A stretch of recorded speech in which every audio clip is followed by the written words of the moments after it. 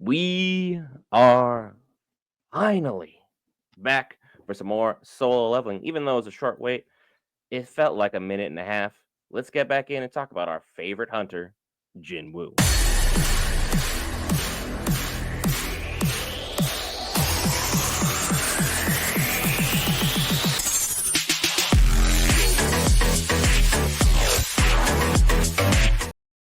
All right, guys, Brian here back with Variants cover all things Marvel, DC, Lord of the Rings, anime, gaming, Star Wars, and more. This time, Solo Leveling Season 2, Episode 1. And if you saw Solo Leveling Reawakening, you kind of already had a pretty good idea of what was going on here. Will, kind of give us some of your thoughts, your feelings about how this episode went. I thought this was a great start to the season.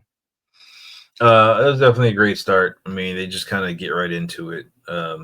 Again, the movie was fantastic if you watched the movie because they did a great recap leading all the way up to this and then showed the first two episodes, which is where this cuts off. So I'm definitely happy that they ramped this up. We see him, he's older, he's got that more suave, sophisticated kind of look about himself, and he's really stepping into his role as more or less the protector slash kind of father figure of his sister. He's doing his best to kind of make sure she's taken care of, and in the process of that, he also ends up taking a fledgling E-rank hunter under his wing to kind of show her the ropes, and more or less this was to kind of discourage her from really being involved in this, and things just kind of go left. So again, it was a great lead up and a great jump right into the action for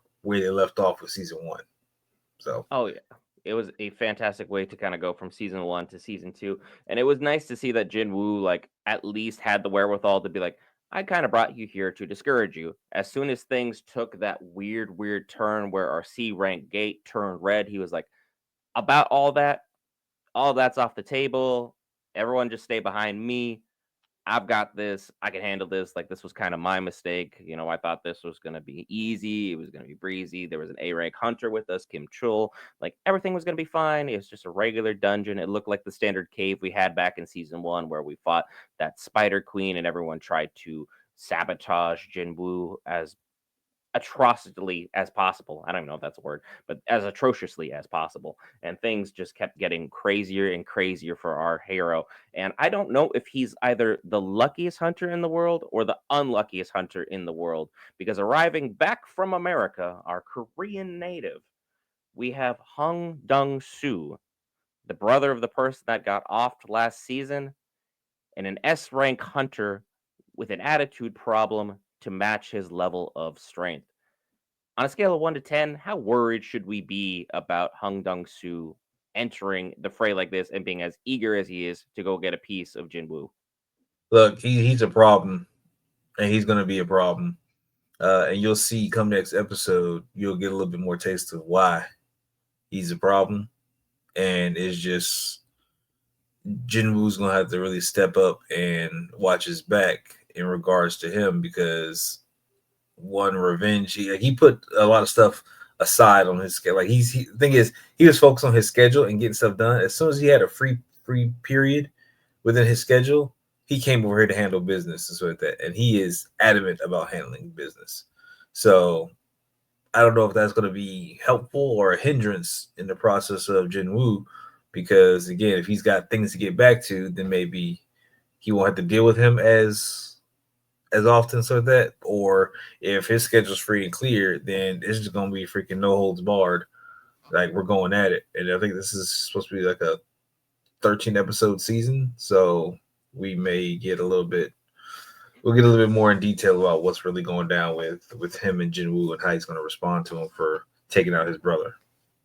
Because beef is definitely personal, and we saw that things were less than personal with Kim Chul and the group of all the hunters there. Because Kim Chul readily admits as soon as everything started going sideways, hey, we're gonna split up groups.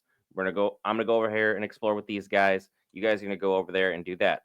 Everything's good to go, no issues, no qualms whatsoever. But Kim Chul also basically admitted to this group, hey, I left everyone else basically to die. There's no way they're surviving. But then he has the most clairvoyant thought he's had the entire episode. Because while he's a tank, intelligence and tanks rarely go together. He's like, why in the world was I discussing everything plan wise with the E rank hunter? Why did I assume he was in charge?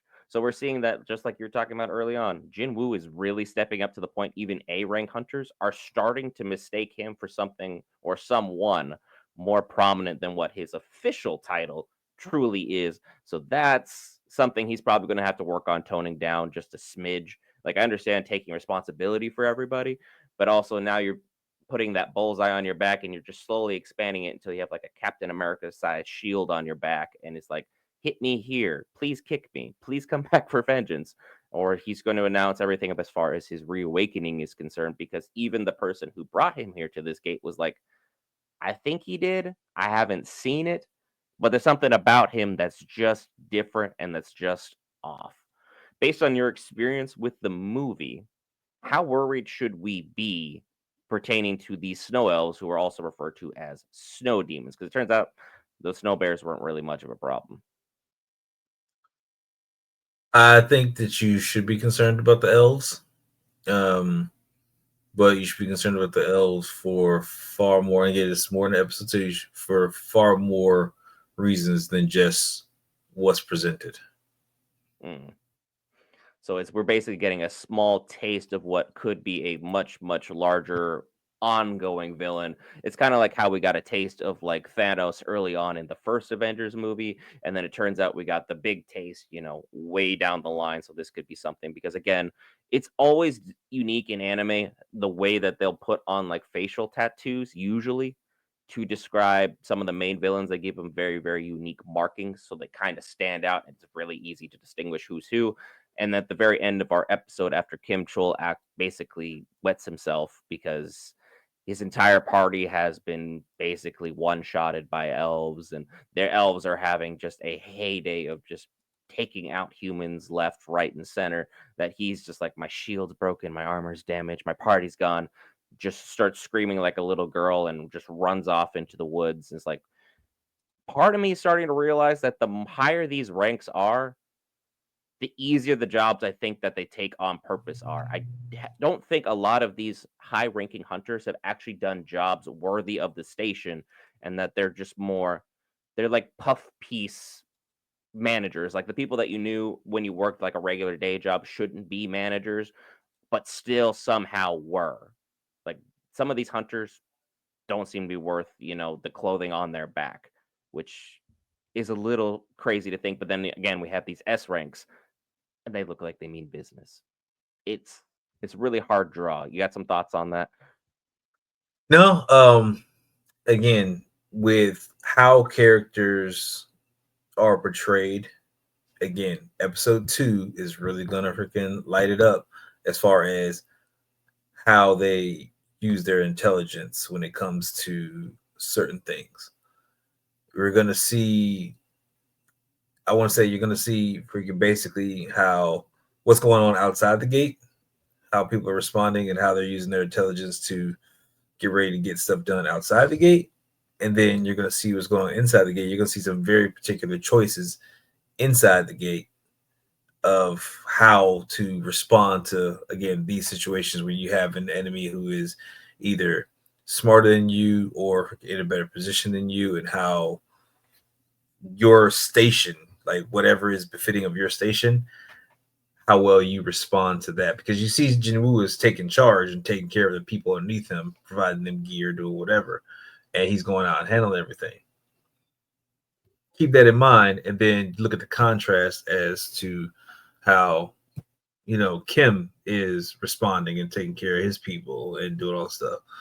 You see the dynamic, all right? Freaking so that dynamic is gonna come full circle here in the episode two, and that's why I'm so excited for episode three, because I gotta wait till we all get caught up to see that. It's gonna be fantastic. So you And gotta stay tuned for this one. just so everyone's clear, we're not glossing over the fact that Jin Woo is now a full-fledged necromancer and that he summoned his army of basically undead. As long as he's got mana, he's just going to re-up his soldier army, and it's just an unending army of the dead. But we had the big revelation from him as he summoned Egress to go take on the leader of those ice bears that, hey, if Egress had been taking our fight seriously, only at the level I'm at now, not when I went in and fought him, I would have gotten bodied. So luckily he wasn't taking this seriously, or there would be no solo leveling. It would have been pretty short, sweet, and to the point. But again, this speaks more as to why Jin-Woo was chosen for this specific mission that he's on currently.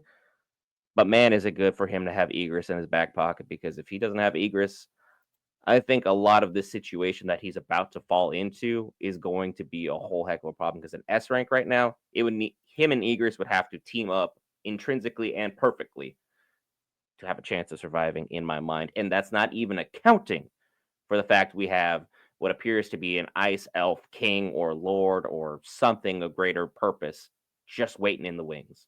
Needless to say, I'm excited for season 2, and I'm very happy that this episode in this series is back. Always great to be here watching an episode like this with Geek Variants. Anything else you got to say, kind of leading into next week, or Yeah. just want to leave people on the hang? Episode 2. So with that, freaking, you think Egress is, showcasing how awesome he is right now. Just wait. And just wait. Be sure to hit that subscribe button. It's the golden logo in the bottom right corner or the red logo below to join us for all the exciting action that we have pertaining to the rest of Solo Leveling Season 2.